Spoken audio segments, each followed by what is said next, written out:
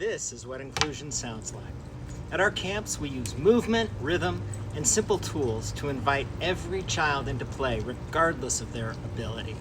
That might look like drumming circles, soft soccer games, beach ball volleyball, or joyfully dancing in a circle.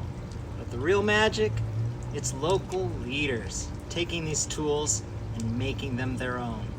In Jordan, 2 years after our first visit, our partner organization ran their own camp using the equipment and training that we left behind. That's sustainability. That's joy. That's the power of play. Want to help us bring that sound to more places? Follow, share, or visit our site. Let's make joy echo around the world.